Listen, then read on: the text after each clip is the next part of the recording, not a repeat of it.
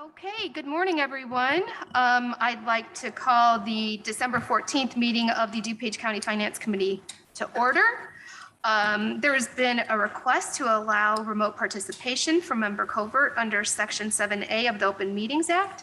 Pursuant to Section 7A of the Open Meetings Act, a quorum of members of the public body is physically present as required by Section 2.01. A majority of the public body may allow a member of that body to attend the meeting by other means if the member is presented from physically attending because of personal illness or disability, employment purposes, or the business of public body, family, or other emergency. So there's been a motion to allow member covert to participate via Zoom.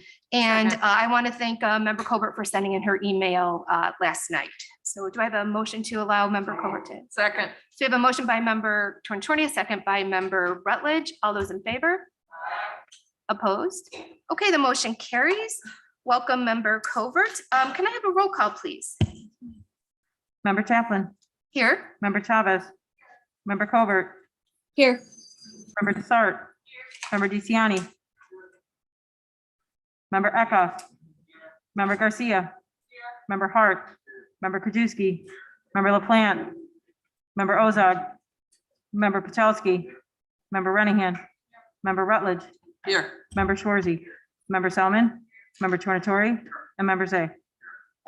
Okay, great. We have a quorum and we move on to our presentation. So I'd like to have Kimberly Marion come up and finance. Anybody from finance that would like to come up, Jeff? And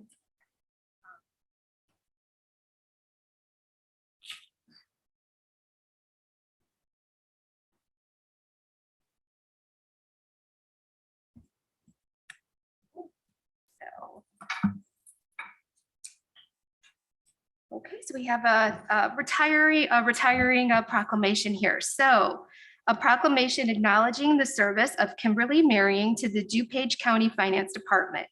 Whereas the DuPage County Board is proud to honor Kimberly Marion in recognition of her distinguished career in the service to DuPage County. And whereas Kimberly Marion is a highly intelligent and dedicated student who graduated from Illinois State University with a bachelor's of accounting degree in 1987 and subsequently earned her certificate public accountant license in 1987.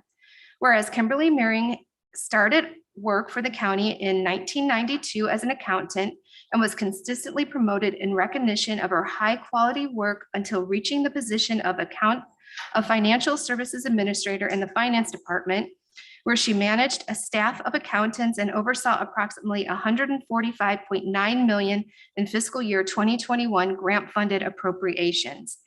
And whereas Kimberly Marion has trained, mentored, and supported her staff in the finance department, as well as staff in the community service department with patience and expertise. And whereas Kimberly Marion has worked tirelessly over nearly 3 decades to attract and retain millions of dollars of grant funding.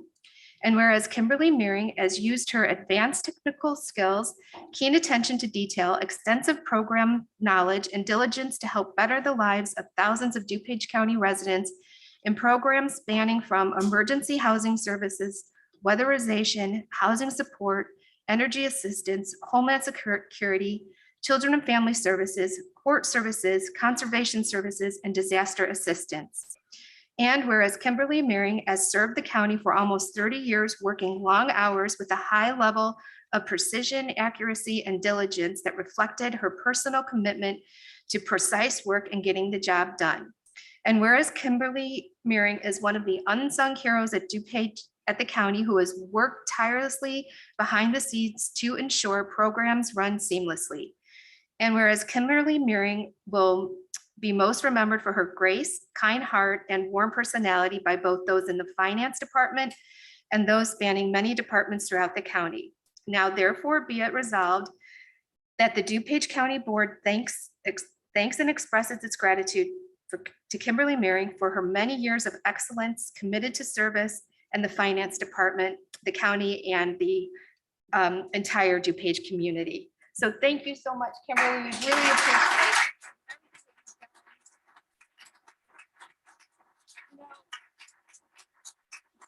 Come on up, Jeff. We'll take the resolution. I just want to take a minute here to publicly thank Kim Maring for her many years of service. She has worked hundreds of late nights to make sure things get done and get done correctly in the finance department. Kim is an expert in the area of federal and state grants and the complex reporting that is required of these grants. Her work with numerous county departments over many years has provided funding for services that would not have moved forward without Kim's expertise. Kim will truly be missed not only for her excellent work, but also, and more importantly, for her quick laugh and warm heart. Thank you, Kim, and you will be sorely missed within the county and our finance department.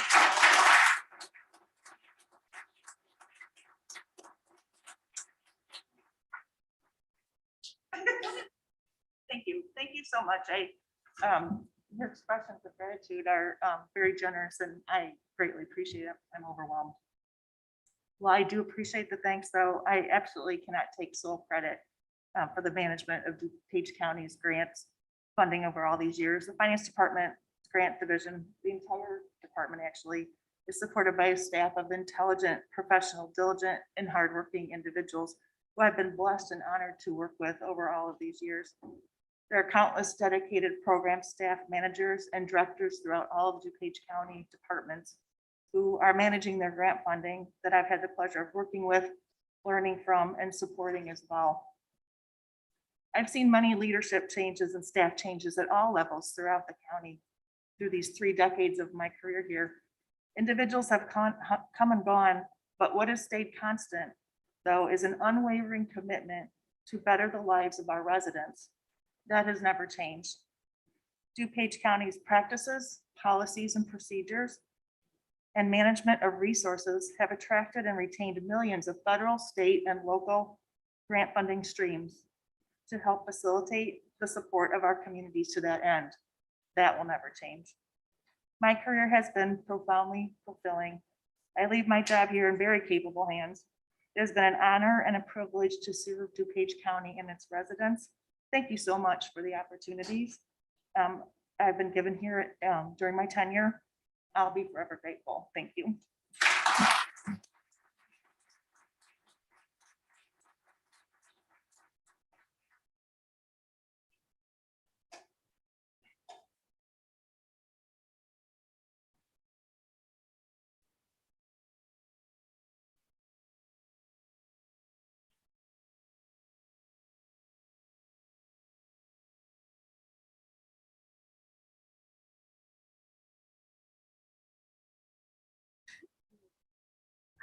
Okay, and now we move on to our presentation, our judicial needs. So we have, I believe Chief Judge, is the Chief Judge here? Oh, yes. Chief Judge Popejoy, welcome. Bob Berlin, Jeff York, if you all want to come up, welcome everyone. Good morning, and thank you for the opportunity to address all of you today. 1 year ago, I addressed all of you for the very first time as Chief Judge. As I stated on that first occasion, my goal as Chief Judge was to have an open, transparent, and constructive dialogue with each and every one of you.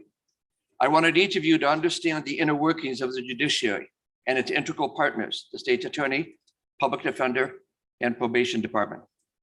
I then stressed that together we could have a fulfilling, productive, and fruitful relationship that gives all of our constituents what they elected us for: a responsive, efficient, and caring government. I closed that talk back in December with, quote, "I will see you again soon." Well, I had no idea what that forecast was going to be. In March, I came in for initial building space and personnel presentations. In July, there were ARPA requests. In August, there was a budget presentation to the JPS, and in October, additional ARPA requests. And now, in December, 1 year later, I'm here again to present our 9 months of work product on the judicial needs and design solution options. You know, there was a famous movie line that fits this topic for today. If you build it, they will come. Well, here in DuPage, they have already arrived. With the increased needs of the courts, the state's attorney, the public defender, and our probation department. These needs arrived from legislation, from Supreme Court mandates, and from the growing public safety concerns that have been occurring over a number of years. All of us judicial stakeholders greatly appreciate the time, commitment, and the insights that all of you have given to this project over the last 9 months of planning, with its inherent prognostications, reconsiderations, and revisions. You are truly a board that is committed to the best interests of this county and our constituents. And we all greatly appreciate the opportunity to work with you in this exciting and very much needed endeavor. I'm going to now introduce Jeff York from the Public Defender's Office. He will introduce Bob Berlin from the State's Attorney's Office, followed by Jason Dwyer from White and Associates for our formal PowerPoint presentation. And then Nick Kopmeyer will close out our presentation. I will then come back up and be available for any questions you might have. Thank you very much for your courtesy and consideration. Morning, I'm Jeff, you know that. The Public Defender's Office is facing probably the biggest crunch. For several years, as our case numbers have grown, we've been able to manage, and we took some small measures to alleviate these pressure points. However, 2 years ago, no one would have predicted COVID and the impact it would have on our judicial system. Additionally, there have been a number of additional burdens put on our office by the legislature, the Supreme Court. Again, few would have predicted. This confluence of events has put my department over the edge in terms of staff and space for them. I'm thankful for the additional headcount you approved last month, and we're working to fill those positions as the year unfolds. At the same time, while we're trying to fill those positions, we are moving filing cabinets and other things to make room for these people. We were approaching the breaking point several years ago, but we were always able to manage. Finally, we're at a point we can no longer feasibly continue in the space we occupy in the 503 building. We've met with all the partners in the judicial system to come up with the most reasonable and cost-effective solution. It's still not cheap, and we realize that, but we're excited to present it formally to you now. I'd like to introduce Bob Berlin to talk about the impact on his office. Good morning, everybody. First of all, I really want to thank Chief Judge Popejoy for his leadership on this issue for the past probably 9 or 10 months.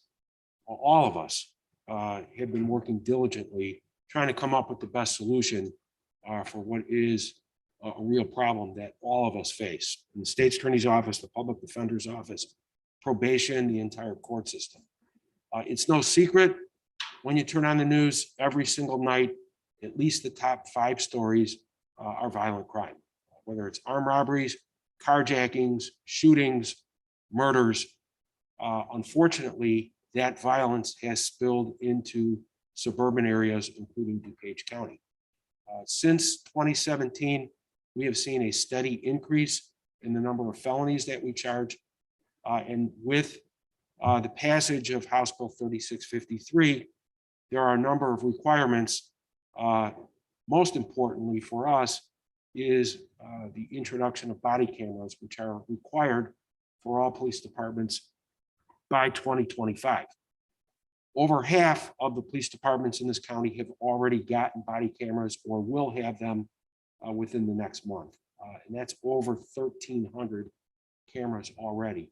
We have seen an exponential increase in digital media evidence, which not only we have to look at, but we share with the Public Defender's Office and private attorneys. They, of course, have to view all that as well. So with that comes the increase that we've talked about for personnel. And we feel, after looking at all of these options, that the option that's going to be presented to you really makes the most sense. We've put a lot of time and work into this, studying the various options and what we believe works best for our office, for the Public Defender's Office, and for probation. And again, this is a tremendous example of all of the stakeholders working together. Big thanks to Tim Harbaugh and his leadership as well. You're going to hear next from Jason Dwyer from White Construction. They've also put a ton of work into this. And I believe after all the presenters are done, you will agree the solution we have agreed upon is the best. I'm going to turn it over to Jason.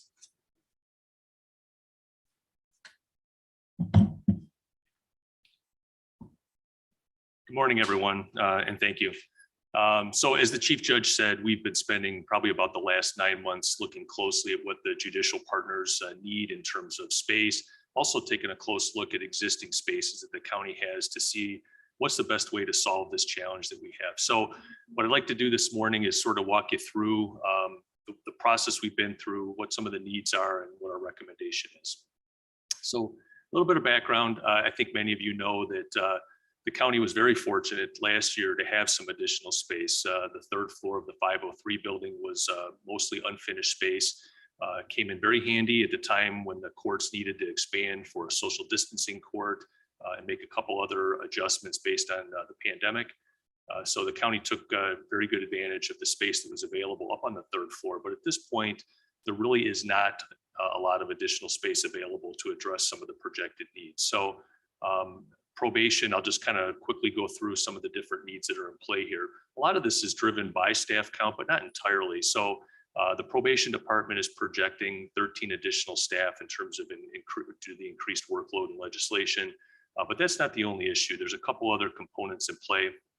Right now, and I'll show you this in a plan momentarily, the probation department has all of their space for juvenile and adult services on one side of the first floor of the 503 building.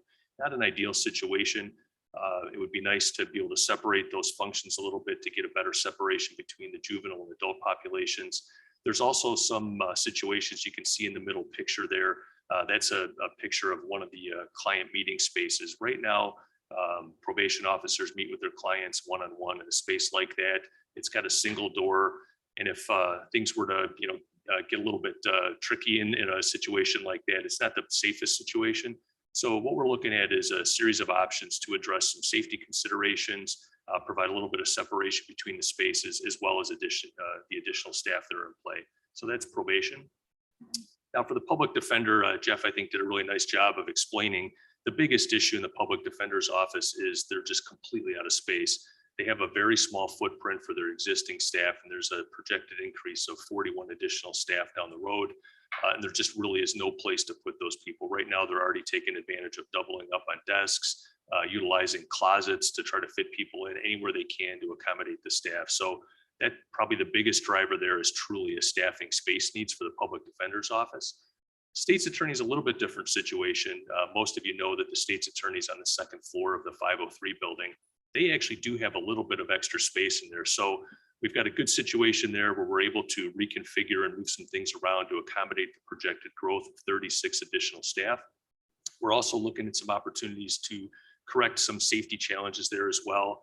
The receptionist right now sits out in the public elevator lobby, which is not a great situation. So we're taking advantage of this opportunity to rectify that and then reorganize a little bit. The state's attorney has all of their groups set up based on the divisions, misdemeanor, felony divisions, and then organized by courtrooms themselves so that the attorneys are working closely together in teams. So we're going to reorganize the floor plan to accommodate the best possible operation for the state's attorney's office.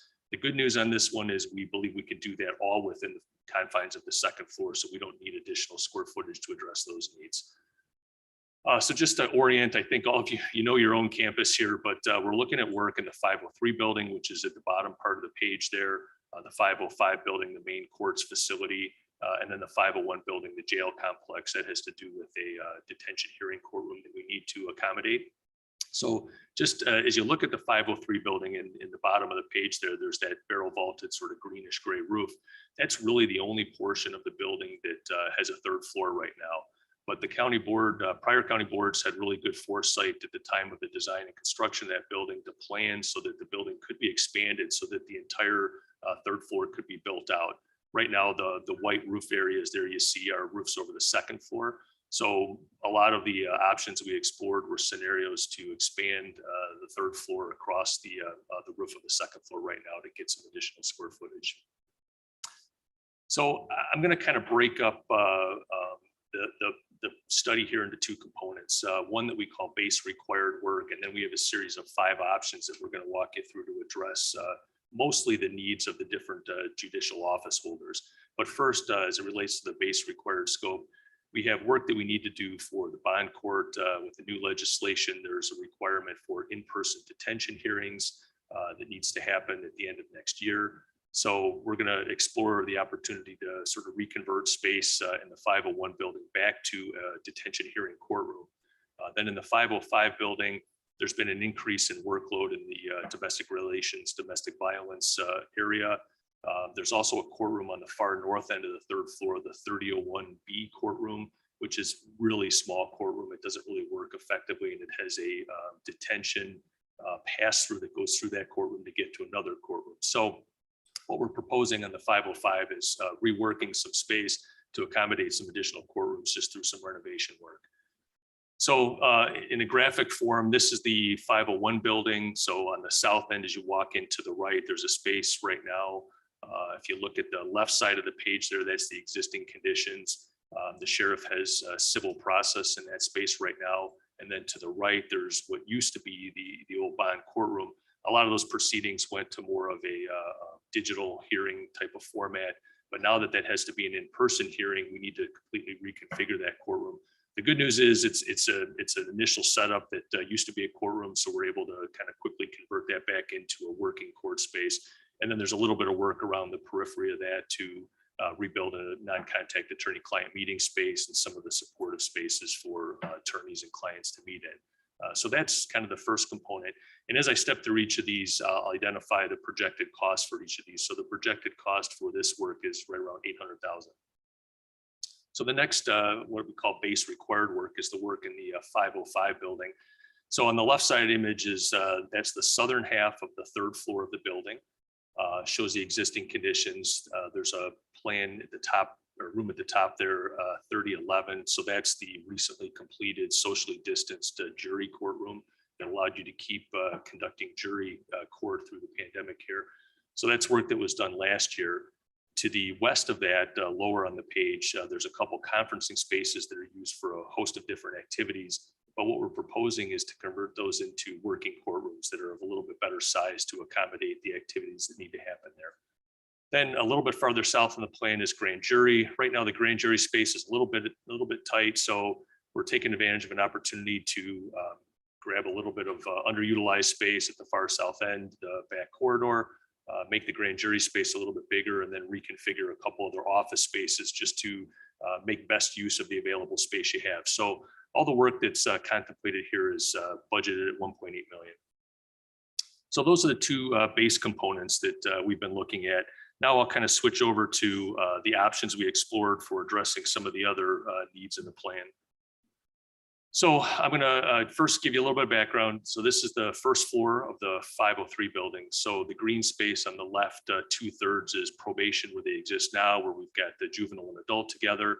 And then on the east side in that bluish color is the public defender space, the one that's most tightly constrained. So that's the current configuration. What we're proposing here, and this proposal is consistent across all 5 options that we've explored, is to basically move the public defender off this floor, expand the space to accommodate probation taking over the entire floor. So in this scenario, we're able to separate the adult and juvenile. Adult will stay on the west half of the plan. Juvenile will move over to the east half of the plan. There's a couple other components on there. The far left side of the screen is a blue space that is for the finance bookkeeping portion of the probation department. They currently reside on the 3rd floor. We're going to be moving that group back down to be better tied with the group on the 1st floor. And then on the right side of the plan, the east side, an orange space, which is adult protective services. And we're going to be bringing them down into a mini suite on the east side of the plan to make it a little bit more cohesive. So we're able to, with the square footage here, address all of the needs for the probation department. Kind of central in the plan, there's a blue box there, a couple of spaces. That's what I talked about earlier of creating a little bit better space for probation officer and client meeting space. It'll be a little bit more self-contained so that as clients come in, they're not able to just wander through the whole office. Double-sided rooms so that there's a little bit better separation between clients and the probation officers. And then the other blue dots around the plan are a series of other small reconfigurations to accommodate staffing and other adjustments throughout the plan. So now I'll go up to the second floor. This is just an existing conditions plan for the state's attorney. Actually, let me go back. So right in the center there at the elevator lobby is where the reception desk resides right now, out in the public elevator lobby. When I click to the new plan here, the blue spaces on the plan are renovated or new configuration. So we're bringing that reception space into the office suite a little bit better to have a little safer and cleaner arrangement for the receptionist. We're also creating a number of spaces. There'll be file viewing spaces and other interview type spaces that are organized close to the public elevator lobby to keep public kind of a little bit closer to the entry point and not spread throughout the plan. And then all around the perimeter of the plan, we're doing reconfigurations to accommodate the additional staff, realign the groups by division and courtroom. So again, all of the work that we need to do for the state's attorney can be accommodated on the second floor. So that plan is also consistent across all of the options except for one, which will be pretty clear in a moment here. So again, just to reorient, first floor public defenders on the east side of the 503 building, public defender's office will be moved out. This is the current configuration for the third floor of the 503. So you can see the probation, finance, bookkeeping, and adult protective services I mentioned earlier, which will be moving down to the first floor. The state's attorney space there in the blue at the bottom is file space that's being scanned. So that space need will shift away as the files become digitized. And then up on the northern part, there is the Regional Office of Education. And we've talked extensively about how great a function it is to have the Regional Office of Education space in there while they have mandated functions that are being served out of that space. It also is a great space for training and conferencing and meeting space for all of the judicial partners too. So while a different office holder, a very great synergy between those spaces and the Regional Office of Education to support training and conferencing needs of the judiciary. So what we're proposing first, we said, let's see if there's an option to accommodate all of the needs without building additional square footage. So what we looked at is if we were to clear the entire third floor as it exists right now, can we accommodate the public defender in that space? And what we found in this analysis is even as tightly as we tried to pack the functions in there, we were really only able to accommodate about 18 of the projected 41 additional staff. So we were hopeful that this might be a solution, but after exploring it in greater detail here, we've ruled this solution out because it just does not accommodate the current or projected needs for the public defender's office. So really in a whole, the work I've talked about earlier on the first floor and the second floor, the renovations there, and then this renovation of the third floor is right around 9.8 million, but we're not recommending this because it doesn't address the needs, even though it's the lowest cost solution. So now I'm going to switch sort of all the way to the other end of the spectrum and look at something a little bit more significant in terms of providing additional space. We said, what if there's an opportunity to move one of the departments out of the building in its entirety? And since the state's attorney accommodates an entire floor plate, the second floor, we picked the state's attorney to move out of the building and contemplated whether a new building could be constructed for the state's attorney. What that does is we stick with the first floor configurations for probation department, as I talked about earlier. You can see in the lower left corner there, public defender could move into the second floor, could be easily accommodated their projected need. And then there's a host of additional spaces to accommodate future projected growth that is yet unidentified. And then in the inset plan, you can see an orange box there right to the east of the 505 building and south of the 509 parking garage. So that's a current surface lot. We're not suggesting that this is the ideal place. In fact, this site location has some challenges. It was initially selected to accommodate a bridge link connection between a state's attorney's building and the courthouse for easy movement back and forth. But there's a number of challenges, least of which is this is the handicap parking lot. There's some soils considerations here. A lot of those things make it a less than ideal location. Probably more likely would be that that building would have to move farther east onto the fairgrounds property. So what we're looking at in this, state's attorney has about 62,000 square feet of usable space right now. He said if you were to build a new building, you'd want to provide a little bit of room for expansion down the road. And then you have to accommodate all of the other functions for mechanical systems and vertical circulation, stairs, elevators, all that. So we were projecting on the order of 80 to 100,000 square foot building in this scenario. So you can see in the upper right corner that this had a cost projection of a little over 62 million. So the most expensive option, and it's got a lot of challenges with it in terms of accommodating a new building. So we felt that this was not the right course of action to go through. So from here, we started working our way back to see if we could find something that was at a lower cost point that really addressed all of the needs. So first, this is the third floor of the 503 building. I said earlier that the building was designed to accommodate expansion to basically take over the entire footprint of the building for the third floor. So in this scenario, we explored accommodating expansion both to the west of the existing space and to the east. So it does a nice job of addressing the needs. You can see that the public defender can be accommodated nicely on the floor. We can continue to keep the Regional Office of Education space in the building, which is a really nice benefit to all the other office holders. And then the lighter blue spaces would be space available for future expansion. This one, though, still does have a pretty large cost at a little over 30 million. While I think this is nice in terms of providing additional space for the county, one of the drawbacks that we saw with this is you can kind of see, because of how we have to maintain access points to stairs for exiting and bathrooms and that sort of thing, the central building infrastructure, it sort of creates a series of smaller spaces that would be available for future. And since we don't know for sure what needs may continue to come down the road, it's not the best situation. I think ideally, if we had a scenario that accommodated the growth, that was a little bit of a blank canvas, which I'll show you in a later solution. This one kind of chops it up a little bit, so it's at a pretty higher price point. So from here, we move down to another slightly reduced version. This is expanding just to the west. Again, the public defender can be accommodated here on the west side. We keep the Regional Office of Education in. But one of the challenges with this, you see the yellow box going to the right there. We want to try to maintain the connection between the 503 building and the 505 building. So in this scenario, because we're not building out the full east side, we'd be building a corridor across the roof, and a closed corridor across the roof, if you will, which serves the purpose of making the movement for public defender's office back and forth to the courts, as they're doing that regularly throughout the day.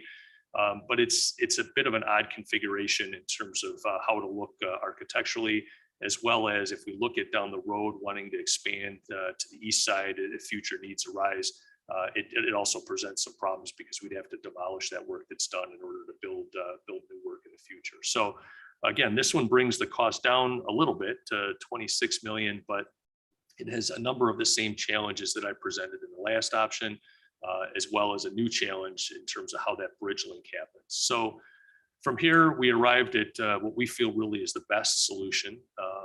Brings the cost down to just over 17 million.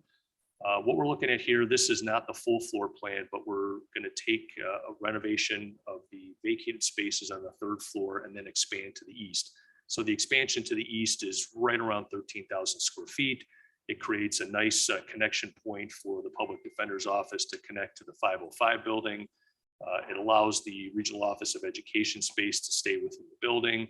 So really kind of hits on all the things we were trying to accomplish in the planning study, and fully addresses the needs of all the office holders. So the way this would work is this floor would be renovated and expanded to the east, as we're showing here, to accommodate public defender. And then what I showed earlier for the first floor for probation and second floor for state's attorney would come together as a package for that 17.2 million. One other significant benefit that we see with this scenario, the full western part of the building is still available. So, some years down the road, if there's a new need that arises, whether it's through the different judicial office holders or court space, or, whatever that need might be down the road, the county still has a nice outlet open to expand to the west to accommodate additional growth for any future needs that might arise. And it is, in that case, a blank canvas. So we can kind of, work through that. We had even contemplated whether there might be a need for growth of state's attorneys many years down the road.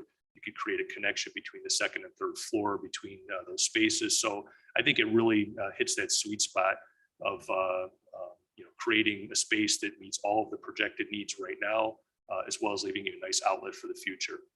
So just in summary, the top left corner identifies the base scope need in the 501 building and the 505 building that had a projected cost of 2.8 million. Option two, or first option we looked at, we've kind of ruled out, and we've really settled on this option 5, which had a targeted cost of 17.2 million. So I know I went through that kind of quickly, but happy to answer any questions. And Nick, maybe if you want to join me in with any closing thoughts or helping with questions. So before we get to questions, and I know the chief judge can handle those, I wanted to talk real quick about finances. So I think Jason did a great job of laying out the different options. So what we're recommending would be a combination of the base requirement at 2.6 million and option 5 at 17.2 million for a total project cost of 19.8 million. So basically $20 million. So the question would be, how do we move forward? And I think a big part of that is the timing of the project, how long this will take. It's we're talking from beginning to end, a 2-year project on this build out. And so what if there's concurrence with the board to move forward with option 5 and the base requirements, our recommendation would be, okay, now we have to find the 20 million. 5.4 million of this is eligible for ARPA funding. It meets the guidelines of ARPA. So we would move forward in January with an allocation request by resolution for 5.4 million. We also, everybody received yesterday the latest sales tax data. We feel confident that by the end of February, when we sweep the unspent money in a 21 budget, as well as excess revenue from sales tax, we'll have a minimum of 5 million that we'll be able to sweep for this project. So basically that takes us to 10 million between ARPA and that sweep. So now we're looking for 10 million. I had mentioned before it was a 2-year project. So how we would propose moving forward would be that we will not award a contract until after that sweep happens in February, so that we know exactly where we sit. And then we would probably move forward with a contract that would utilize the ARPA funding, the 5.4 million. It would utilize the sweep funding of a minimum of 5, and we'll take advantage of everything we can for that. So, and the remaining 10 million will be booked to reserves. And then what our thought would be, we're not going to need that 10 million until the start of 2023. As 2022 proceeds, we will then look at alternatives, whether sales tax is performing well in 22, we can change the funding source, or if we want to do a bank loan or something like that, we can do that instead of reserves. But ultimately, the fallback will be the reserves. And that would be our recommendation for funding this project. So with that, I will ask the chief judge to join us for any questions. Member Zay, then member Krajewski, and member DeCiani. Go ahead, member Zay. Madam Chair. Nick, I'm a little concerned about, you said that this qualifies for ARPA. Can you explain that to me? Because, I'm looking at this funding objectives for the American Rescue Plan. Support urgent COVID response efforts to continue to decrease the spread of virus. Replace lost revenue for eligible state and local governments. Straighten support for public services and help retain jobs. Address systematic public health and economic challenges. Provide flexibility for each government to meet local needs, including support households, small business and impacted industries, essential workers. Funding can also be used for necessary investments in water, sewer, and broadband. It just seems like we're using this to do a huge capital. Anything that we think that we need to do on this campus comes out of ARPA. This money is supposed to be going to people and to businesses. So tell me how doing this meets that fund. So 3/4 of it doesn't, but 1/4 of it, we asked the architect to take a look at it with ARPA next to it. So there's a portion of it that is related to social distancing, separation of clientele. That is the portion that does. So every single different project in there has portions, and our architect has gone through it in detail to come up with that. And so based upon the recommendation from the architect, the design, obviously that'll be penned down more as we move forward. We're confident that 5.4 million would be the floor of what could be funded by ARPA. And follow up for Chief Judge. We talked about this additional people. It's 90 additional people. If we didn't have this Illinois Reform Act, how many people would we actually be bringing in? We know for years the public defender has been needing people. I mean, I Yeah, can the see public that. defender has been needing people for years. The state's attorney has needed people. The probation department has been stressed for years. Yes, this legislation is a part of things because there was a body camera element that came into play where those are going to be on every law enforcement officer, and those now all have to be reviewed in various ways by public defenders, state's attorney, and the like. But we have been stressed for a long time, as you see with our probation department. We've had juvenile and adult probation mixed up with themselves. That's an unhealthy situation for everybody that's involved. The public defender just hired 2 new people, and there's a desk and a couple of chairs in a hallway for them to sit at. State's attorney does have a little elbow room to expand up there, but this need is not resulting just from the legislation. It also results from the judicial branch, Supreme Court mandates that have been required for various aspects of social distancing, various requirements for pretrial services and the like. They've required things too. It truly is, as I stated, a combination of the growth of this county, the public safety concerns that have existed in this county over the years, as well as the legislation, as well as Supreme Court mandates. We would need the bulk of these people very soon. We need them a little sooner now. But listen, we're the second biggest county in this state, population-wise and the like. I run the second biggest judicial system in this state. For 71 years, I've lived in this county. I grew up in this county. I'm a product of this county. This was a little sleepy suburban farm county when I was born in 1950, and I've watched it explode. And now I'm in charge of this judicial system and dealing with all these concerns that have existed and built up over the years. This isn't just coming at the last minute. Oh my gosh, we need something quickly. This has built up over the years, and we've needed this along the way. We now have a comprehensive plan that's been put together. We are utilizing a bond court that was previously built. We're just reinvigorating it. We're utilizing 2 rooms on the 3rd floor that were previously built. We're making them into courtrooms. We're keeping ROE where they are with those conference rooms available that we have used before that you folks previously built. We're not tearing down. We're not taking away what all of you and your previous boards did in their insight. We're using what that was done and growing from that. And the most important one, of course, a 3rd floor in this 503 building, which a board a long time ago that I think you were involved with, Member Zay, planned for a 3rd floor of this building, planned for that we would have that need. That need we knew was going to be there with this growth. And now the growth has happened. I don't anticipate a lot more population growth or the like, but I do anticipate with the population we have and the contiguousness that we have to Cook County and some of the surrounding counties, a growth in public safety concerns regardless of what happens. And we're in here now to take care of this. We're in here now to be insightful. And that's what you folks have done with our partnership over the last couple of years with the pandemic. You know, we're the only circuit in the state that had jury trials continuing on. We're the only circuit in this state that does not have any backlogs anymore because of the insight that all of you had in additional courtrooms, social distancing guidelines and the like. I meet with all the 24 chief judges across the state every month. They're almost tired of hearing me say how good DuPage County has worked together with the county board judicial partners to make this function. And they all say, how do you do it? How are you having trials? Our traffic court's backed up beyond belief. You want a trial for divorce down in Cook County? They'll give you a nice date at the end of 2023. That's when you'll go to trial, when you're going through divorce. We're going to get it done when people need it done.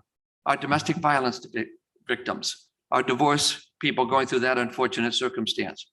The jury trials that the litigants, I mean, we're all here for our constituents.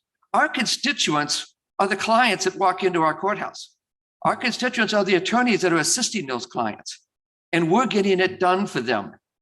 And that's what we need to continue to do. That's what you've given us the ability to do over the last few years. And we're asking you to continue that again in the future. So I know it was a very long-winded answer, Member Zay. I apologize, but you get me rolling, and I get rolling sometimes. I know, This county is near and dear to me. You're an attorney, so you know, I know how that goes. So see, well, and I get that, and I love your passion, but you got to understand, We gave you a lot of money during CARES Act. There's another 800,000 going for courtrooms. The judicial is a big part, especially during this holiday season. We have other needs here in this county.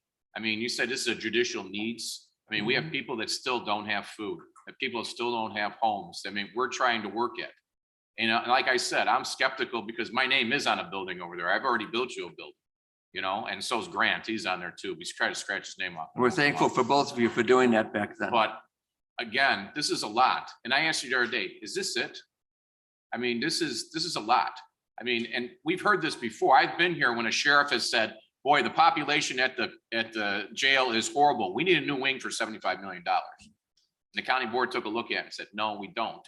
Can't we do X, Y, and Z? And it wound up saving us $75 million because we didn't go ahead with it. Well, But we've again, not, I mean, I'm sorry. because of the state, and we know we've had disagreements on this board about this legislation that we said from the beginning was going to cost us millions and millions of dollars. And it is at this point.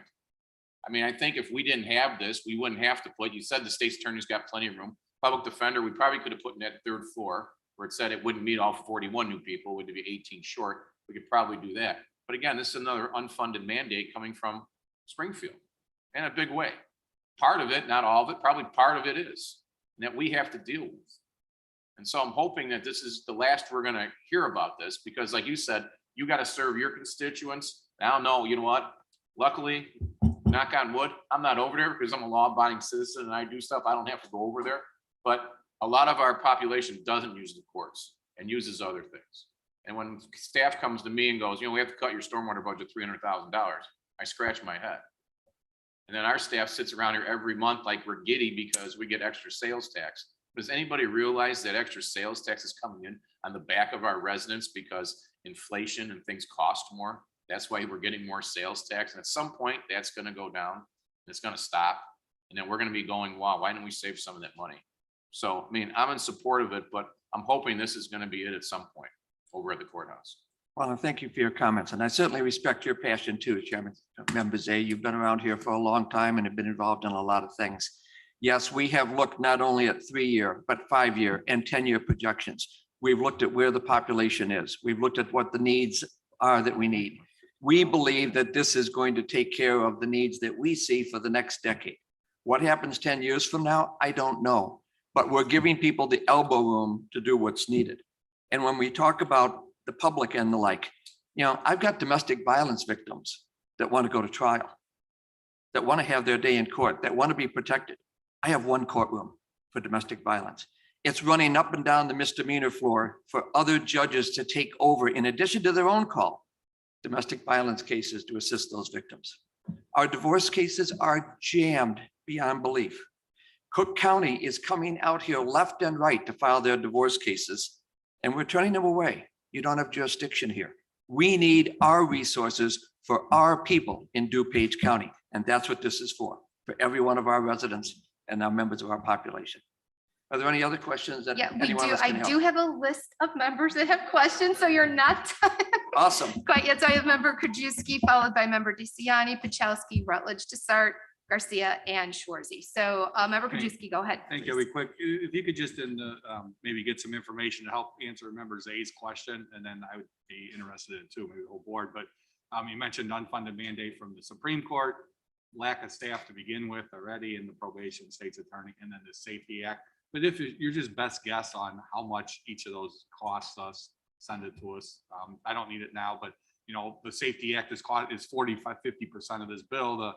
The unfunded mandate you spoke about for the Supreme Court that's making you do extra stuff, or the mandate from the Supreme Court, and then just being short off in those different areas. If you could get that to us. And then a couple of years ago, we were looking at revenues and all the court filings, and maybe we can get an update.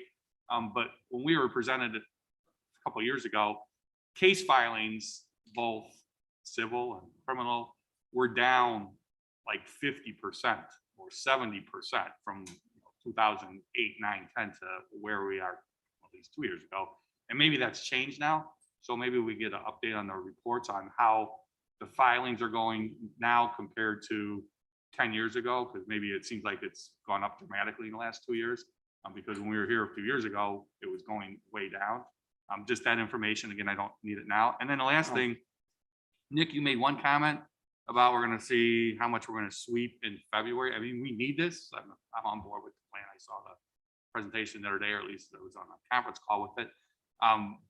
You said we're gonna wait till February to see how much the 5 million. I mean, why wait? I mean, we know we're gonna have 5 million or more on the sweep, and We are kind of earmarked the second meeting in February to do that sweep, just because closing out the 21 books, it's a combination both of extra revenue and decreased expenses. So we would sweep, we so would we not can't know. move forward with this until we do the We, sweep. I mean, we're not delaying anything, because obviously after today, there's a lot of has to happen before we bring a contract forward. So it doesn't delay us, but at that point, we'll have a full understanding of the money available for That's fine. that at the second meeting. Because I mean, assuming there's 10 people on board with this, I would just move forward.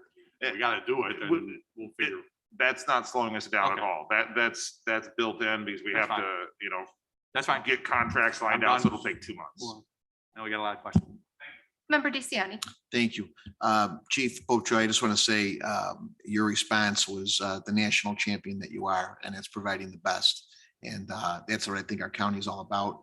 We want to provide a safe environment. Our crime is through the roof, as our state's attorneys indicating before COVID hit. And now we're seeing things totally out of line. It's happening in my hometown of Elmhurst, carjackings, home invasions. It's not a good thing, and we need to be able to prosecute these people and give them a speedy trial and make sure that we enforce our laws, as our state's attorney always does. And so we need to support you guys. I like the collaboration. I know in the past, and this is no shot at anybody else, but we didn't have as much collaboration up here. We had our superintendent of schools kind of in the dark on a few things. I like the fact that Darlene, Dr. Rossetti, has been brought in early on this, and it seems like the architect, White, who I've worked with in the past in Elmhurst, has did a great job as well too. So I like the collaboration. I think it's a great plan. I thank previous boards who have thought ahead and built the building that we could add on to. So often that's not the case, and we spend even more than this. So I'm fully supportive, and I thank you for your leadership. Thank you. Member DeCiani, we have Member Kachowski. Thank you. And I want to thank Judge Popejoy. There's a lot of stakeholders here that you don't know about. It's public work, it's regional office, it's probation, it's state's attorney. And there's numerous meetings, and I want to thank Chairman Renahan for putting this together. But I think the smart one is Project 5 as well. Can you go back to that for a second? Because I had one question on it. And I support this. Can we put that slide back up, number 5?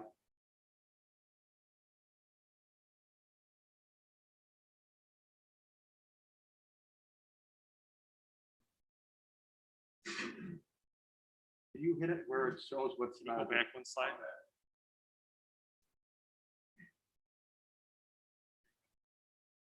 It says, preserve future opportunity to expand third floor to the east. And I asked this when we had our meeting in Judge Popejoy's office, but the negative is minimal space available for future growth. Is that kind of inconsistent? I don't know how, I was curious, because that was my only question last time when we met in the Chief Judge's office, was the negative, and I want to know how that compares with the expand the third floor to the west, because that's, my opinion, a good move. Sure. So in comparison to the other options, in terms of built-in expansion space, it's a little bit, we're not building a lot of excess space right now. Instead of building that space now and not knowing how it's going to be used in the future, we've opted to the solution here to have that blank slate to the west, where you can do a full expansion there. So when I say minimal space available for future growth, that's within what's being built out now. I mean, we still have options within there, but instead of building space that we don't know how we're going to use it right now, we would have the entire west side. So you still do have future expansion space. Does that make more sense? And I think the way we're paying this makes sense, because it deserves ARPA money for what we're doing, because it is the public that gets serviced by all these. It's not only state's attorney, public defender, it's probation, it's regional office of education. And I think sales tax is strong. So I think the funding mechanism is great. And I just want to do one more shout out to Judge Popejoy for hosting this and his leadership in recognizing that we were at a critical need, and he's had the foresight to develop a plan for it. Thank you. Thank you, Member Kachowski. We have Member Rutledge. Thank you, Chair Chaplin, and thank you for your presentation this morning and as well bringing us in to give us a closer look before we saw your presentation this morning. My question is about financing. You talked about a bank loan. And I know the crystal ball is kind of murky about where interest rates will be going. So I guess my question is as a county applying for a bank loan versus a consumer applying for a bank loan, same rates? Yeah, no, and that's a decision that does not have to be made now. That can be a decision that we're talking about in August, September, October next year to decide which route. I mean, you've got a couple options. You've got you can take from reserves. That's an option. You can do a bank loan, you can do a bond issue. Lately, what we've been doing, we've been very successful with bank loans because you don't have the upfront costs of a bond issue. And we've been getting very, very competitive rates. The last one we've done, we didn't take the bank loan, but we were part of the project with the DuPage project across the street. And I think the interest rates that we received were between 2% and 3%. And so we got, and it's competitively priced out on the market. But we found out that from a cost effectiveness, if we want to go for some kind of a lending note, that a bank loan, a local bank is by far the best bet. And did you anticipate what that would add to the price of or the cost of the project? At this point, I mean, we are hopeful that we will be able to find the money in 2022. That's our hope. But we have not computed that cost of the bank loan compared to taking from reserves, which there is no interest at. So as we get further in 2022, there will be a further discussion with this group about which way you'd like to go. But we'd like to see kind of the performance, how we're moving forward. Thanks, Nick. I would be on the board with reserves rather than adding additional costs through a bank loan to this project. Thank you. Thank you, Member Rutledge. Member Dessert. Thank you. I too would like to applaud the leadership of Chief Judge Popejoy. This is a lot of money, and I'm so appreciative of your leadership and the fact that you brought us in small groups to really discuss the issues. And all of my questions were answered at that time last week when we met. And just thank you so much for your leadership. My question too is, all of my questions were answered last week, except I heard something new today, and Member Rutledge kind of touched upon it. My question is this. This is the first time I heard the term bank loan regarding this project. First of all, Judge Popejoy, I am convinced of the need, not the want, the need of this project, and I'm fully supportive. What I heard today was bank loan. I did not hear that last week. So the interest that we would pay in the bank loan, and maybe this is a question for Jeff, versus the interest we lose pulling the money out of reserves. Your What's interest the for the bank interest loan of a would be loan versus the interest we're losing from pulling money out? Thank you. the interest that you would pay for the bank loan would be more than the interest you would lose. And I'm not by any means suggesting we do a bank loan. That issue was brought up. I'm saying that as an option, that's part of your options as a board, but it's not an option that we need to decide today. We are going to structure the contract as if we're taking it from reserves. And then what we'll do is 22 moves forward. We won't spend that portion of it. We will then have to either swap out with extra revenue in 22 or swap out with a bank loan, but it's going to be structured as if the reserves, that's the only known aspect we know right now. Thank you. Then I would support the reserves option as well. Thank you so much again. Thank you for your leadership, Judge Popejoy. Thank you, Member Dessert. Member Garcia. Thank you, Chair Chaplin, and thank you, Chief Popejoy. You know, I really appreciated, like everyone else is saying here, that you took us and you took the time to meet with us before now, so I got kind of an idea. I think this does fit so many ARPA needs. One of them that really struck me was the safety issue, because the juvenile and the adult probation are meeting in one area. And I think that to me was kind of shocking. I did not realize that. And so I think that that's definitely a requirement right now. I'm very much in favor of the body cameras. So, and of course, one of the things that has come down from that is that there need people to deal with the after effect of that. So, you know, we knew that was coming. And like I said, when we met in person, you know, I worked in municipal buildings that were built out with anticipation of more people coming. And that was like 20 years ago. And that place, they're still empty. So I like the option 5, where we're just building for what we need now with the option to down the road, if we need to build more, we can. So I think this has been very well thought out. I'm very much in favor of this. This is a large amount of money, but it's very much needed in a county our size and for the people that we're helping on a daily basis. So thank you so much. Thank you, Member Garcia. Member Shorzy. Thank you, Madam Chair, and thank you for the wonderful presentation. This is something that it's needed, if not today, at some point in the very near future. And it's going to make things life better for many, many DuPage County residents. This reminds me of a project we did in Carroll Stream, obviously to a much smaller extent, where we looked at different options of remodeling our police station and Village Hall. And we ended up building up just like you're talking about now. We were able to do that with our reserves without borrowing any money. So, but we had the reserves in place. So typically a municipality or a local government wants anywhere from 3 to 6 months worth of reserves in their stockpile. So I know we've been using reserves for other things over the past year. Where would this leave us, Jeff, if we? I'll let you come up and correct it. I'll correct one. We have not used one penny of reserves, not one penny at this point. Okay. So what we have used is excess revenue in 21. So we have not touched the reserves at all so far. So what's our percentage then right now? And if we use this, how much of it down with it? When Nick talks about sweep, that is trying to get us at our same reserve level as we ended in 2020, which is $98 million. That'll put us at about between 50 and 55% of our normal So operating. over 6 expenses. months worth Yeah. of our annual budget. Okay, thank you very much. Thank you, Member Shorzy. Member Renahan. Yeah, thank you. I couldn't let this go by without saying something. I just wanted to thank everyone for their collaboration. I mean, Chief Judge Popejoy, you've been great to work with all of us and, have these small conversations. But also, I mean, State's Attorney Berlin, great refinement on the numbers. We've come such a long way from our March 3rd meeting at JPS.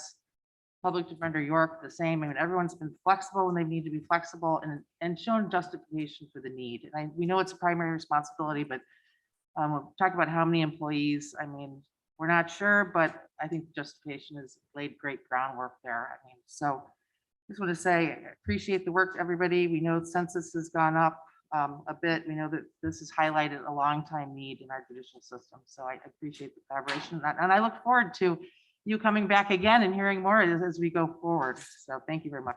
You got 2 more years of me, you'll see me. Thank you, Member Renahan. Member Turner. Thank you, Madam Chair. Once again, thank you, Chief Judge. Thank you, State's Attorney Berlin, York, Nick. I support this. It's needed now. It's not needed in the future. We need it now. I'm embarrassed sometimes when I see a young person coming in as a public defender or state's attorney, because I am over there every day, and they're in a closet. And I'm supposed to be able to give them a place where they can feel comfortable and want to work here as opposed to going to Cook County or somewhere else where they might be paid more. If we've got to be able to do this and give them a place to work so that they can represent their clients, be it the people or be it an individual person. Just to be clear, and I'm sure members, they didn't mean it this way. Doing this isn't going to take food out of anybody's mouth, or how our housing needs aren't going to be met. We're doing that. We're doing that through ARPA, and we're doing that through the CARES Act, and we've done that. So just to be clear, this is a need that, and we're not taking it from anywhere else. We've got,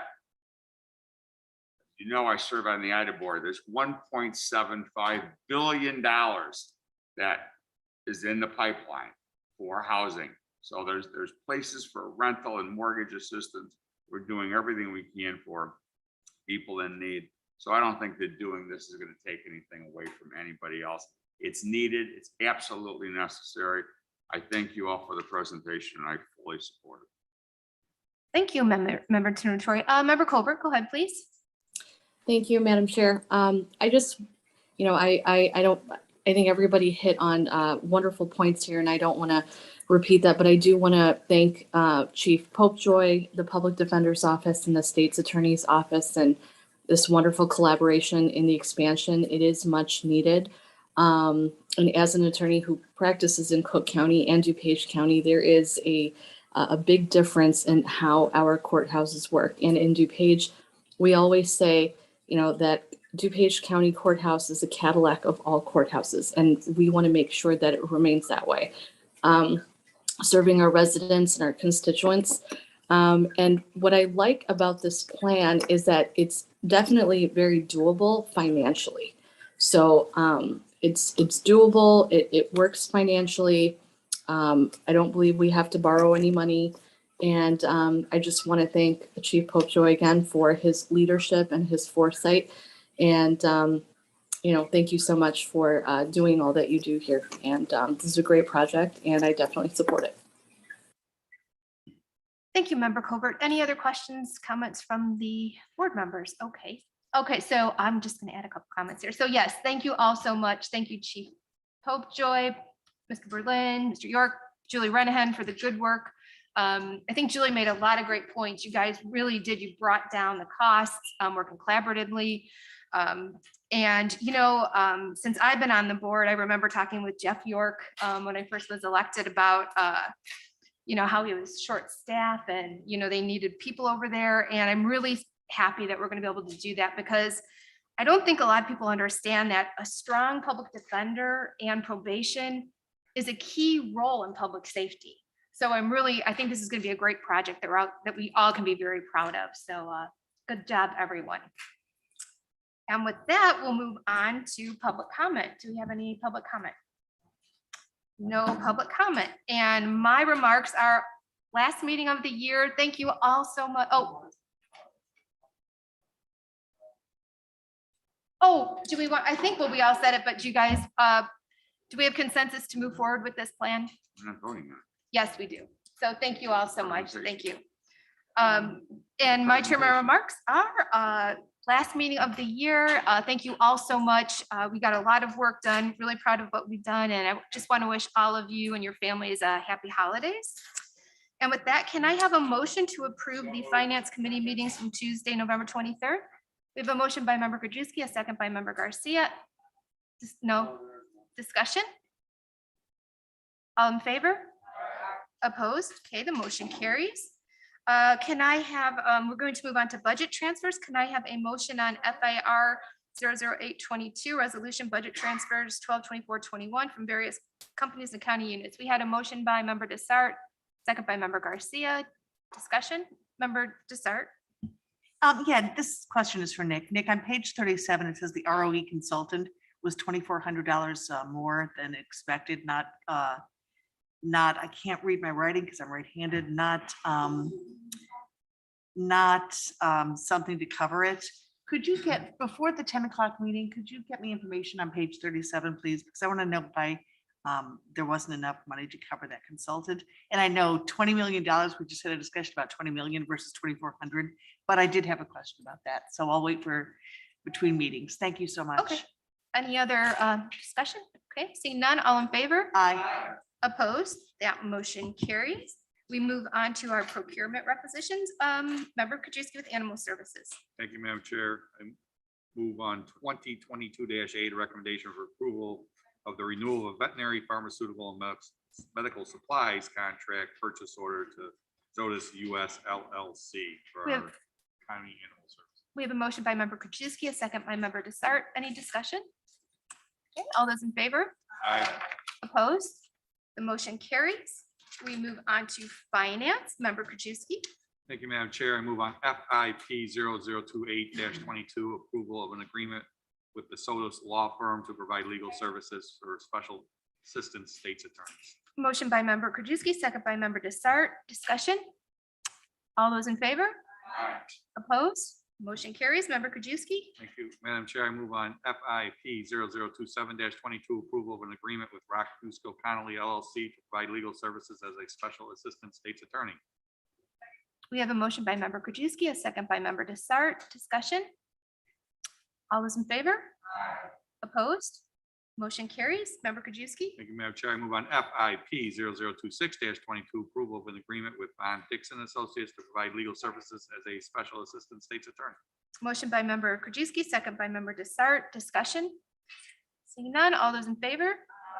Opposed? Motion carries. Member Krajewski. Thank you, Madam Chair. I move on FIP 0025-22, approval of an agreement with the DuPage Legal Aid Foundation to provide legal services as a special assistant state's attorney. Motion by member Krajewski, second by member Desart. Discussion? Okay, all those in favor?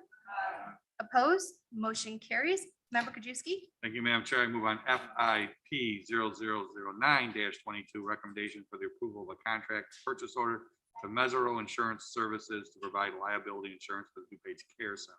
Motion by member Krajewski, second by member Chavez. Discussion? All those in favor? Aye. Opposed? Motion carries. Member Krajewski. Thank you. Last one, Madam Chair, I move on 2022-9, approval of an agreement with Mumpkus LLC to provide legal services as a special state's attorney. We have a motion by member Krajewski, second by member Garcia. Discussion? All those in favor? Aye. Opposed? Motion carries. Thank you, member Krajewski. We move on to Health and Human Services. Member Renahan. Thank you, Chairwoman. I move approval of HHSP 0019-22, a contract with Family Shelter Services to provide advocacy services to victims of domestic violence, December 1st, 2021 through November 30, 2022, not to exceed 85,000. We have a motion by member Renahan, second by member DeCiani. Any discussion? All those in favor? Aye. Opposed? Motion carries. Member Renahan. I move approval of HHSP 7-22, a contract purchase order with Northwestern Medicine Regional Medical Group for the services of Angelo Miele, MD, Medical Director for the Care Center, not to exceed 34,500. Motion by member Renahan, second by member Schwarzy. Discussion? Okay, all those in favor? Aye. Opposed? The motion carries. Member Renahan. I'll move to combine items 8C, 3, 4, 5, and 6. These are all CSBG contracts with our social services provider, January 1st, 2022 through December 31st, 2022. Motion to combine and by member Renahan, second by member DeCiani. Any discussion on combining these? All those in favor? Aye. Opposed? Member Renahan. I'll move approval of HHSP 6-22, contract with Outreach Community Services for case management, counseling, job skill training, experience, work readiness, and GED assistance for low-income youth in DuPage County for a total of 85,600. HHSP 5-22 with Home DuPage to provide financial counseling and workshops to low-income residents of DuPage County not to exceed 43,885. HHSP 4-22, a contract with Catholic Charities Hope House to assist 140 homeless residents with temporary housing, case management, financial assistance, and supporting the back to school fair, not to exceed 60,000. And HHSP 3-22, contract with 360 Youth Services for case management, job coaching, transportation, GED coaching for homeless youth in DuPage County, not to exceed $66,791. Motion and a motion by member Renahan, second by member Desart. All in favor? Aye. Opposed? Motion carries. Thank you, member Renahan. We move on to digital public safety and we have member Renahan. All right, thank you. I move approval of JPSP 17-22, contract purchase order to Ray O'Hare and Co. for officer and employee uniforms for the sheriff, December 30th, 2021 to December 29th, 2022, for a total of $225,000. Motion by member Renahan, second by member Desart. Any discussion? All those in favor? Aye. Opposed? The motion carries. Member Renahan. All right, thank you. I move approval of JPSP 18-22, a purchase order with Lenco Industries for armored vehicle for the sheriff's office in Merritt, not to exceed $315,857. We have a motion by member Renahan, a second by member Desart. Any discussion? Okay, all those in favor? Aye. Opposed? The motion carries. Great. Thank you so much, member Renahan. We Thank move you. on to Public Works, and in member Ozog's absence, I will call member Hart. Thank you, Chair Chaplin. I move on FMP 22-22, a recommendation for the approval of a contract issued to Conference Technologies, Inc., CTI, for Phase 2 of the courtroom technology upgrades.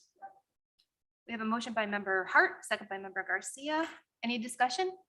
All those in favor? Opposed? The motion carries. Member Hart. Thank you, Chair Chaplin. I move on FMP 21-22, recommendation for the approval of a contract to Home Depot USA, Inc. for miscellaneous maintenance, repair, and operation parts and supplies as needed for county facilities. We have a motion by member Hart. Who was that second by? Member Desart. Discussion? All those in favor? Opposed? The motion carries. Member Hart? Thank you. I move on FMP 20-22, recommendation for the approval of a contract issued to White Construction Services, Inc. to provide professional construction manager as advisor services related to the replacement of JLB HVAC system. We have a motion by member Hart, second by member Desart. Any discussion? All those in favor? Opposed? The motion carries. Member Hart? Thank you. And lastly, I move on PWCO 2-22, amendment to resolution PWCO 31A-20 issued to Polydine for additional polymer for the Woodridge, Green Valley, and Knollwood facilities. We have a motion by member Hart, a second by member Garcia. Any discussion? Okay, all those in favor? Opposed? The motion carries. Thank you, member Hart. We move on to stormwater. Member Zay. Morning. Thank you, Madam Chair. Move on SMP 1422, an agreement between the County of DuPage and Engineering Resource Associates Professional Engineering Services not to exceed $200,000. Motion by member Zay, second by member Garcia. Any discussion? All those in favor? Aye. Opposed? Motion carries. Member Zay. Thank you, Madam Chair. Move on SMP 1522, agreement between DuPage County and V3 companies for professional engineering services not to exceed the amount of $200,000. Motion by member Zay, second by member Desart. Discussion? All those in favor? Aye. Opposed? The motion carries. Member Zay. Thank you, Madam Chair. Move on SMP 1622, agreement between DuPage County and Hain Associates Professional Engineering Services, stream bank stabilizations not to exceed $85,000. Motion by member Zay, second by member Garcia. Discussion?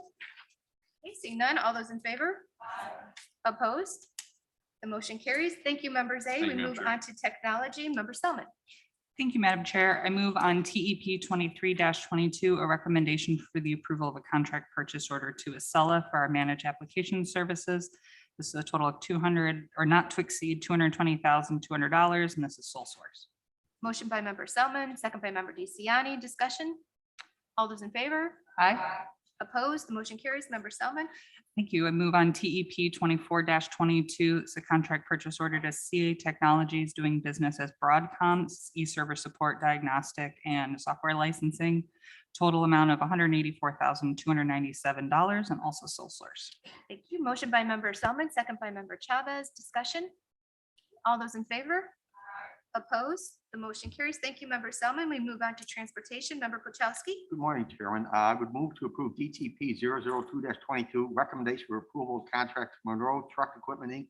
to furnish and deliver one asphalt hot box reclaimer unit for the Department of Transportation for a contract not to exceed $33,819. We have a motion by member Pochowski, a second by member Desart. All the discussion.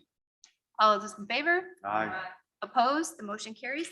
Thank you. Member Pochowski. Move to approve DTP 001-22, recommendation for approval of a contract to Lakeside International LLC to furnish and deliver Navistar/International repair and replacement parts as needed for a contract amount not to exceed $110,000. Motion by member Pochowski, second by Garcia.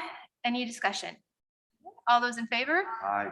Opposed? The motion carries. Member Pochowski. Thank you. Move to approve DTR 0400A21, which is an amendment to a resolution issued to SKC Construction Inc. for the 2021 paving preservation crack sealing program not to exceed $388.80. Motion by member Pochowski, second by member Desart. Discussion? All those in favor? Aye. Opposed? The motion carries. Member Pochowski. Move to approve 2022-1, is approval of contract that Has Chemical Environment Corp. to provide hazardous material testing, disposal, and emergency services as needed to Department of Transportation, $20,000, stormwater, $9,000, for a contract not to exceed $29,000. Motion by member Pochowski, second by member Garcia. Discussion? Okay. All those in favor? Opposed? The motion carries. Thank you, member Pochowski. Thank you. We move on to finance resolutions. Member Krajewski. Thank you, Madam Chair. I move on FIR 0545-21, resolution of intergovernmental agreement with the Illinois Housing Development Authority for the implementation of the Emergency Rental Assistance Program, $25,879,636.86. We have a motion by member Krajewski, second by member Garcia. Discussion? All those in favor? Aye. Opposed? The motion carries. Member Krajewski. Thank you, Madam Chair. I move to combine items 9B through F on the finance resolutions. They're all annual financial commitments. We have a motion to combine items B through F. Is there a second? Who, member DeCiani, second. Any discussion on combining these items? All those in favor? Aye. Opposed? Okay, member Krajewski.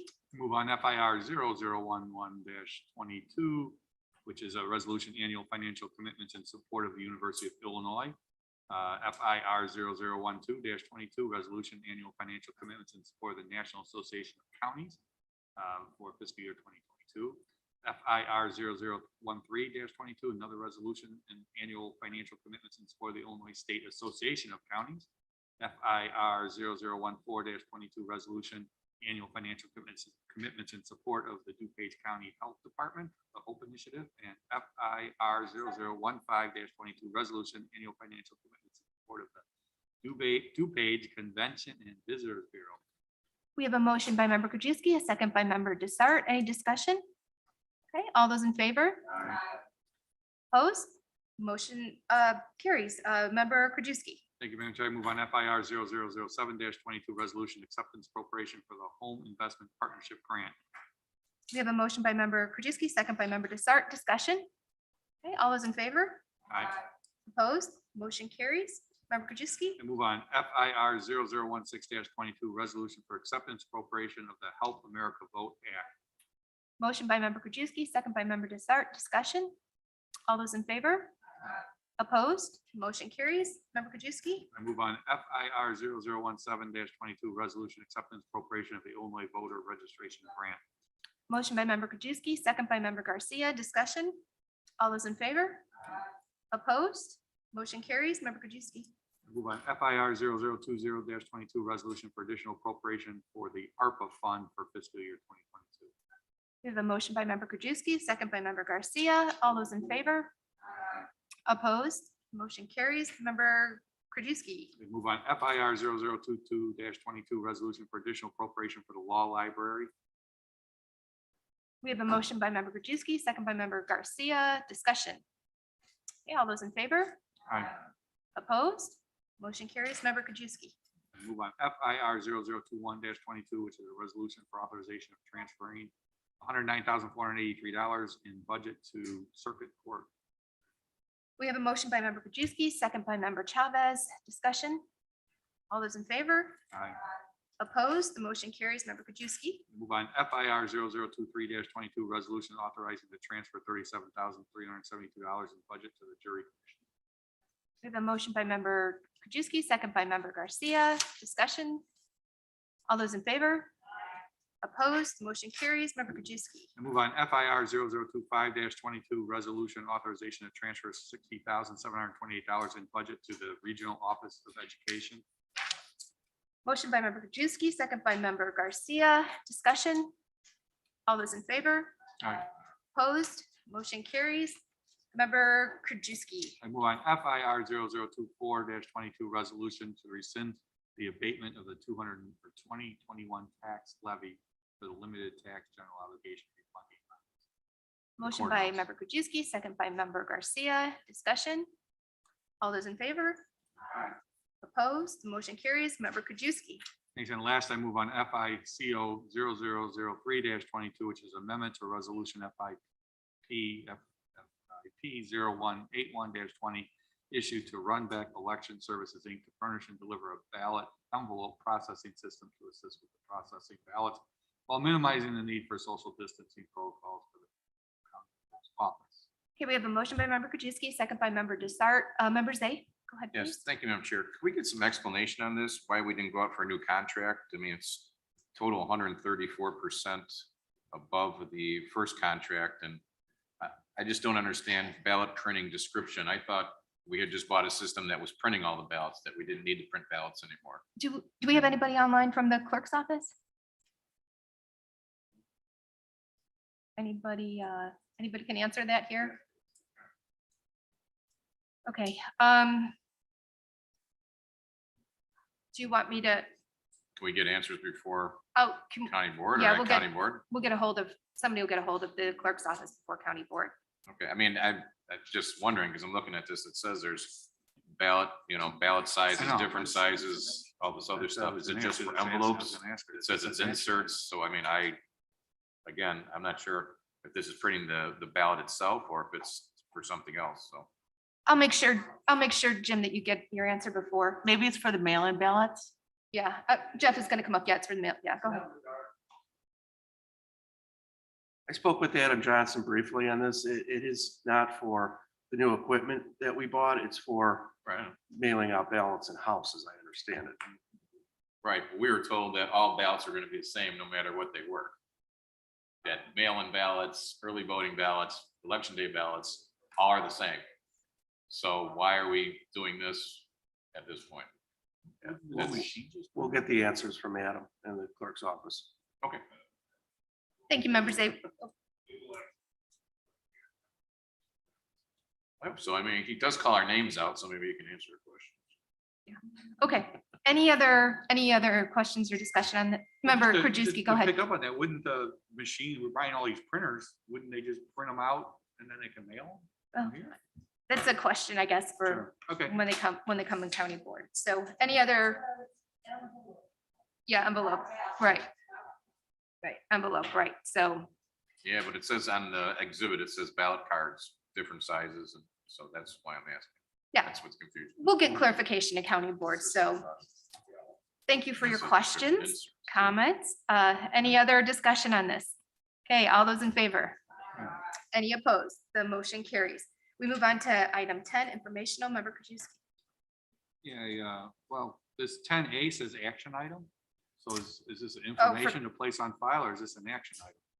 Oh, the action item. Yeah, how is that, Connor? Yeah, It's on under informational. My suspicion is the blurb carried over from the county board agenda. So I would treat it as an informational item since it's under the informational item category, member Krajewski. Okay, so I motion to receive and place on file informational items, A, county board action item, which is only informational, and B, payment of claims, and C, grant proposal notification. We have a motion by member Krajewski, and that second was by member DeCiani to receive and place on file items A, B, and C under informational. Any discussion? Why wouldn't we approve it here at finance and then go to county board? Okay, member Salmon, go ahead, please. Yeah, so as we've discussed in multiple committees, we have an issue with our current system for the agendas. It's clearly just a typo. I think we can move forward. Thank you. Well, that wasn't my question. My question was, why don't we approve it at finance? And then- It's down under the informational category. My Oh, where's concern that? is if you take final action on it, the public access counselor may find that it was not properly noticed on the agenda as a final action item here. The members can act on it on county board because it's listed as an individual action item on that agenda. This is simply for informational purposes. My concern here is that acting on it where there's potential confusion among the public could lead to a violation of the Open Meetings Act. No, I don't want No, to no. act on it now. The question is like, why wasn't it put on finance to approve? And then I'm not wanting to vote on it now here at finance. My question is why wouldn't it go to finance for approval and then to county board? My understanding is that it's amending a county board action taken at the last meeting. Okay. Okay, great. Okay, thank you. Member Tornatori. Approve this as an informational item. Now, we're still going to be discussing this as an action item at county board, correct? Correct. So we're, all right. So thanks. I appreciate the information. Okay, any other discussion on this? Okay, all those in favor? Aye. Any opposed? Okay, motion carries. Do we have any old business? Any new business? I do have a new business comment that I want to make. Technology asked me to make this comment. If anybody is having trouble with their multi-factor authentication, Office 365, please reach out to IT. They're here all day today. If you don't have that set up by December 21st, you will not be able to access your email. So it's really important that we get that. If you have any problems, go over to IT. And we do have an executive session today.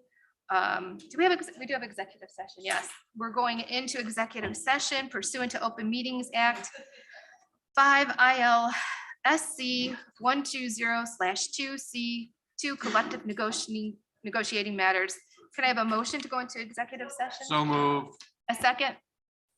Okay, we have a motion by member to start, a second by member Chavez to go into executive session. All